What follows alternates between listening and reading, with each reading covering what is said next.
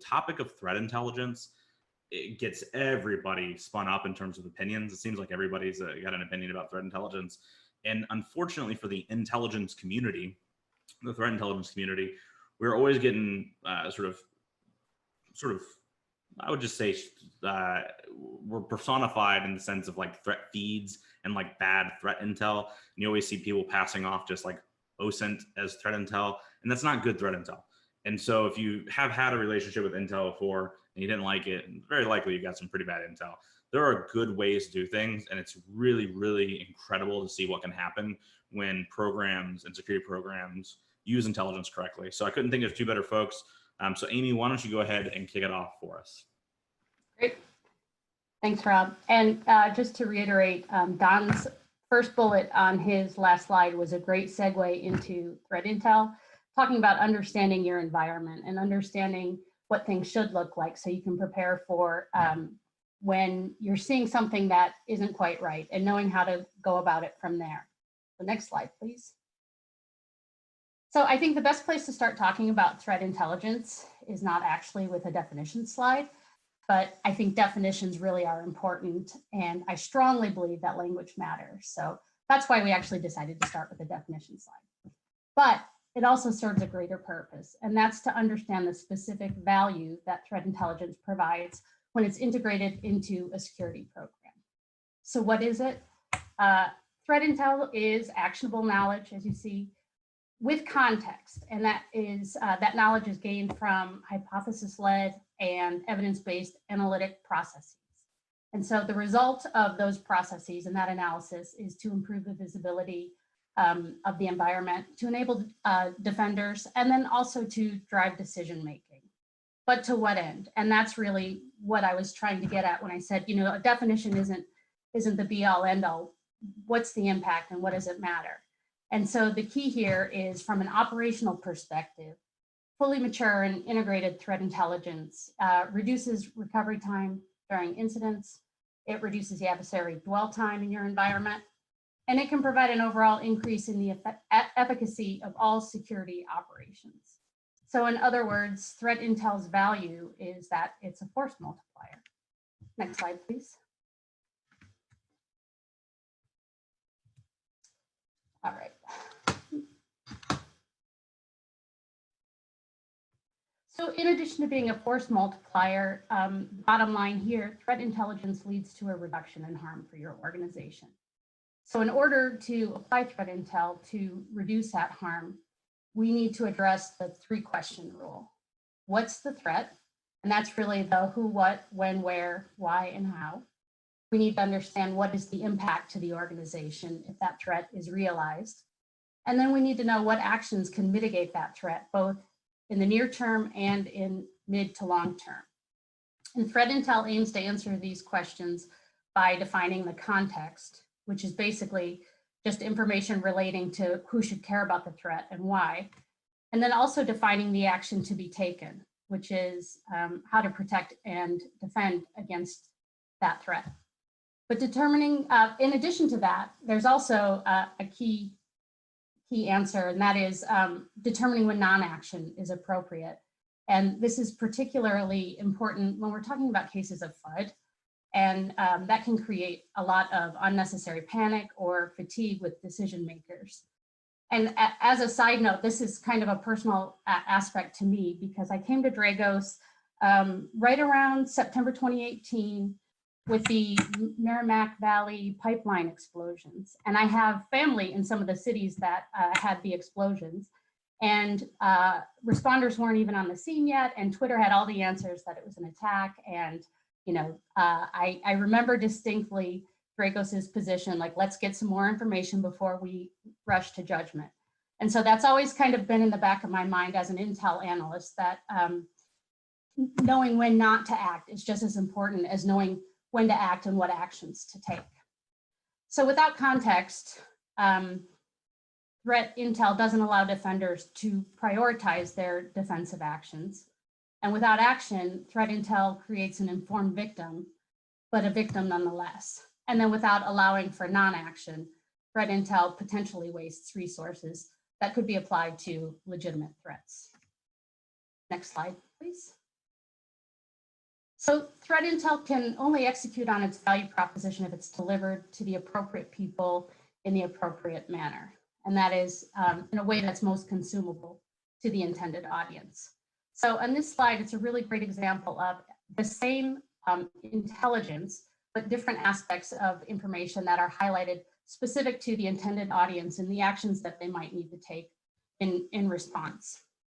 For example, executive insights are crucial to the business leaders and to making strategic decisions for the organization, but it's significantly less useful to the operator who is trying to ensure the security of the OT environment, for example. It's not that one is more important than the other. They're both important. It's just depending on who's receiving it, what matters more and what actions they can take.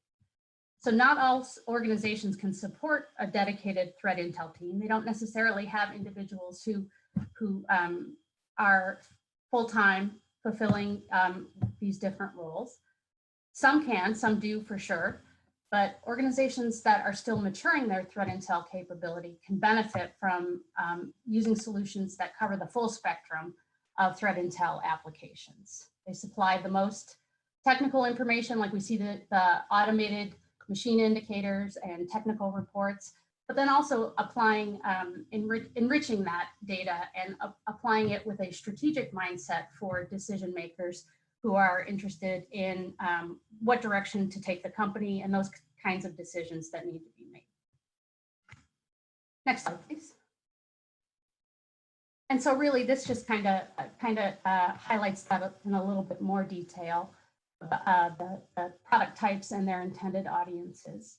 Threat intel is generally categorized into 3 types, and the categories aren't based on the information. As we just saw, there's the same basic intel reporting. It was, you know, what is most useful to the user, and that's what is highlighted. So it's not that the categories here aren't based on the information. It's based on the intended audience and the action that they may take in their sphere of influence. Strategic threat intel addresses security and organizational leadership and provides intel on business context and impact that informs risk management and organizational direction. Operational threat intel addresses the threat hunters and security leadership and provides intelligence on adversary behavior. It informs incident response, remediation, and hunting, but also informs the purchasing data and collection management decisions. And then tactical threat intel addresses network defenders and incident responders who are responsible for the most technical day-to-day levels of investigation and detection. And usually the tactical reporting includes things like indicators, network traffic, things like that. So the bottom line is that threat intel is most effective when it's applied and delivered in the means and methods that are most readily received by the intended audience. Next slide. So Rob touched on it a little bit in the introduction. Poor quality threat intel leads to bad decisions, and it wastes resources, and potentially not just being a non-player, it can potentially be negative and harm an organization. So how do you know that you're dealing with quality threat intel, and what way can you measure that? And the best way is by using these 4 characteristics here, the CART method: completeness, accuracy, relevance, and timeliness. So when we're talking about completeness, threat intel, you have to have not only sufficient detail to inform the user, but it needs to take into account the entire threat spectrum and incorporate other events, other intelligence, and complete and contribute to a complete comprehensive threat landscape picture. So a great example is, does the threat intel include vulnerability analysis? You know, if your organization is within a targeted vertical, for example, this could be a really high priority threat. Oh, except we have controls for that. We've implemented compensating controls. So that changes the nature of the threat entirely. So one aspect, completeness. The next one, accuracy. Does your threat intel include vetted sources, and are those sources updated to reflect new and changing information? And is the information time bound? You know, sometimes that information gets outdated and it's no longer pertinent. So having accurate information is important, and having a process to vet that information is important. As far as relevance, are the data sources and the visibility that you're using, do they specifically apply to your organization or to your sector? You know, there's a lot of information sharing out there. And again, I don't mean to bash on Twitter, but you know, you can find just about whatever you need on Twitter. Doesn't mean that it's right, doesn't mean that it's relevant. So as far as good quality threat intel data, is there an understanding of your operations or your business model such that recommendations can be implemented without introducing further problems? And that's particularly of concern in the OT environment, right? And finally, timeliness. How is threat intel disseminated to consumers in the most efficient and timely way? How long does it take from the gathering of the initial data to the enrichment and analysis before it gets to the end user so they can make informed decisions? So threat intel that lacks any one of these dimensions is unlikely to satisfy the customer's requirements. But more important than that, it's important to consider that it might actually introduce harm to the organization. Next slide, please. So now Sergio is going to talk a little bit about applying threat intel. Thank you, Amy. So I'm going to talk about a huge passion of mine, which is that intelligence that isn't used is of no value whatsoever.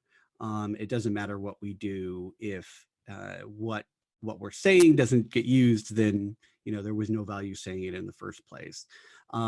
And so what I want to talk about are just these 6 areas of opportunity that defenders have in applying threat intelligence within their organizations to defend their industrial control and OT environments. And so I'm going to go through these, and these are really, this is not an exhaustive list of all the ways you can use intelligence. But what I wanted to give people is, a lot of people ask me, like, well, probably the most important question and the #1 question I get asked all the time is, what can I use intelligence for? What are the ways that others are using intelligence that they seem to be deriving benefit from? And so I want to go through these 6 areas really quick to highlight the opportunities you have in applying intelligence. Now, of course, assuming that, as Amy just finished, assuming that the intelligence that you have meets the evaluation criteria, meaning it's going to be beneficial and not harmful to you, that, of course, is the precursor to this. So next slide. So threat modeling. It's an interesting topic. It's interesting because there's a huge amount of academic and research work around threat modeling and how it can be used. One of the biggest problems that's in threat modeling is, of course, actually taking how to build a threat model. You can go down that rabbit hole a long way, but 2 is actually using it. And so this is very, very much an operational intelligence requirement, right? So this kind of fits in between strategic and kind of tactical levels. And it's really about coming up with scenarios that are reasonable for an organization to assume may occur, and then to build detection and response capabilities around those. Of course, the idea being, if we can prepare now, it will reduce harm later. And of course, we use threat modeling in a lot of different ways. You can use it in software engineering. You can use it in network defense. You can use it in a lot of different areas that work for industrial controls. But really, the problem I have is that many organizations, when I walk in and I look at their threat modeling work, a lot of it tends to be the boogeyman. It's a lot of, like, whatever the person who is in charge, or the small group of people who are working on it, what they really thought were the big deals. It didn't actually have any real basis in reality. It was more of, hey, I read this on the news, we should model this because it sounded interesting, and things like that, without any sort of assessment as to whether that threat itself is something that needed to be addressed, or if that threat had any basis in reality. About half of the news stories about cyber threats end up just being about really research ideas or hypothetical scenarios that really have no basis in what's going on. So one thing that intelligence can really do is to help improve the value of your threat modeling by getting you to scenarios that are actually occurring. And so that is what you should be prioritizing. And so this is really a way of getting you away from attacking and modeling the boogeyman and down to the, oh, well, I read this one report, from our threat intel vendor or a threat intelligence team, and, they saw this type of activity against an organization similar to ours. And so we should probably consider that in our modeling and make sure that we have visibility, detection, and response capabilities, because that seems to be something that's actually happening in the world. So I would say that this is an area where threat intelligence really shines, is to help get you away from the boogeyman and down into the what's really happening right now. Next.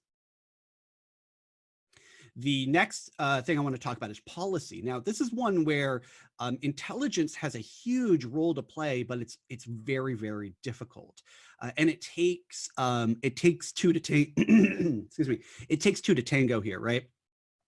It takes a security team who is confident and qualified in discussing policy, who understands what the policy team is trying to accomplish. And then it, of course, requires the policy team to understand what the security team is trying to tell them and deliver. One area that this is interesting, of course, I have the NERC-CIP requirements here shown as one example of where policy is, prescriptive policy is applied to protecting the bulk electric power systems. But here, what we've known through intelligence is that as we test and evaluate patches and vulnerabilities across the entire industrial control landscape, what we find is that the majority of the patch recommendations and assessments are incorrect. So if one of your policies is you must patch your critical systems or within the bulk electric power system, but you're prioritizing those patches based on incorrect information, then you're really doing yourself and honestly all of the electric power customers, a disservice. So this is one where intelligence can play a big role, one, in understanding what vulnerabilities are actually being applied in attacks. Of course, you want to prioritize the ones that are in the real world. And then two, which ones actually have a realistic chance of being high value, high severity. And so what we find is, unfortunately, a lot of the vulnerability data is just straight up incorrect. And so that's an area where threat intelligence really thrives. So that's just an example of one area of policy where intelligence can really help drive better outcomes. Next. Another area that, again, is probably one that most people don't think about when they think of threat intelligence is architecture and procurement. And again, this gets back to the don't build a system against the boogeyman, right? Because you're probably going to fail, because your idea of what the boogeyman is and who the boogeyman really is probably two different things. And so here, we get into the idea of, how do we protect against bias, right? When we're architecting systems, when we're procuring defense network defense systems, the question is always, how do you, what are you going to do? I have a certain bucket of money, or I have a certain amount of time, I have a certain number of people. What am I going to do with that, and how am I going to improve? And the challenge here is, of course, that again, don't architect and procure systems based on the boogeyman.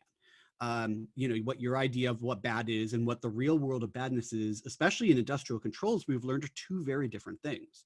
And so this is an area where, if you know what's happening in the world, if you're getting threat intelligence that tells the right story about real world events, then you're going to start making better architectural and procurement decisions. And of course, this is going to save you money, because you're not going to waste money on things that aren't working, and it's going to increase your efficiency. Your effectiveness. Two very good things we all want in security, where budgets tend to always be fairly tight.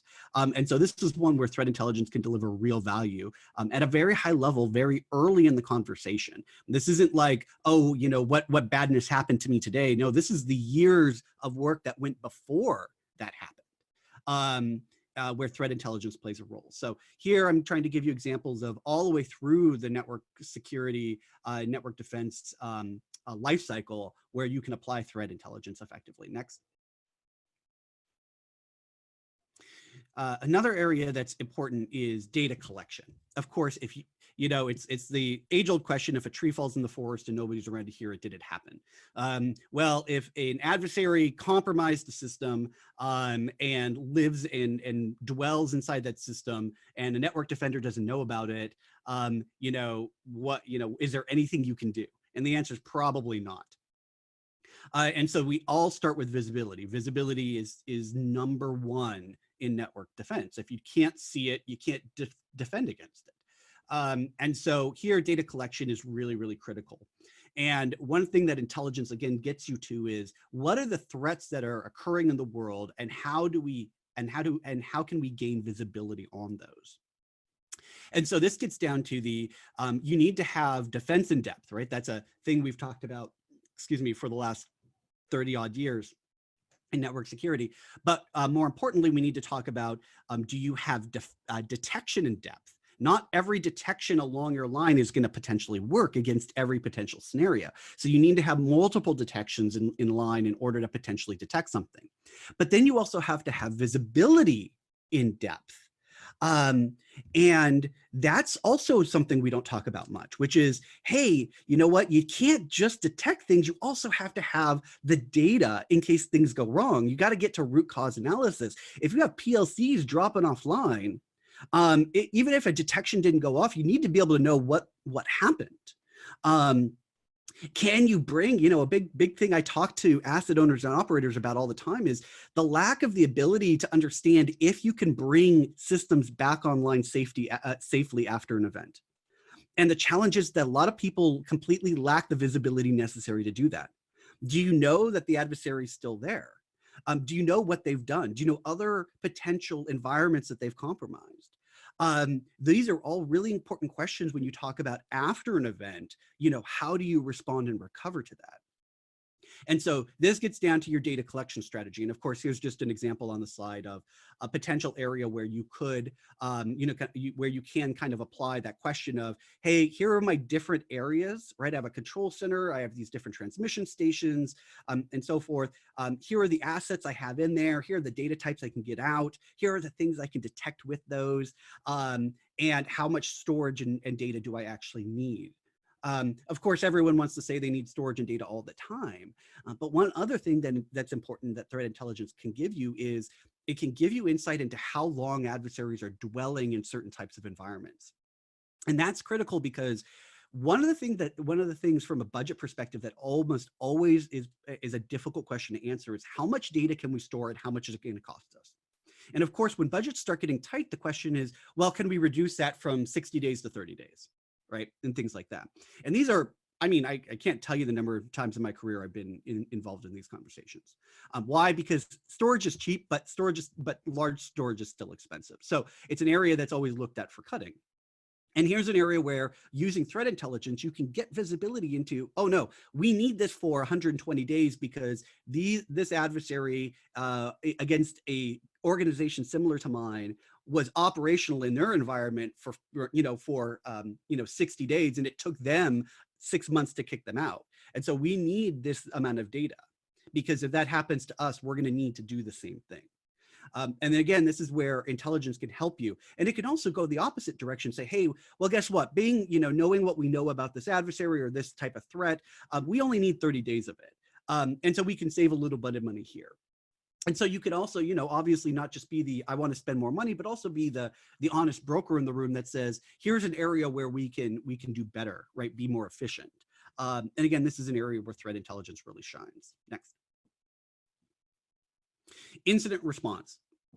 I can't tell you the number of incident response engagements I've been on, right? And the challenge is that most people don't realize that when you show up to an incident response or you get picked to be on an IR team, the challenge is that about half the time you all of a sudden start really just hitting walls when it comes to data collection and visibility.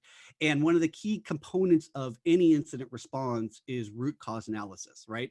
Understanding what happened so that you can protect yourself. But to get to that question, you end up having to do what we call a scope and scale exercise, which is, okay, how bad is this? How big is this? How many accounts did they compromise? How many controllers could they touch? Did they touch any of them? You know, these are all the really basic questions we try to get to.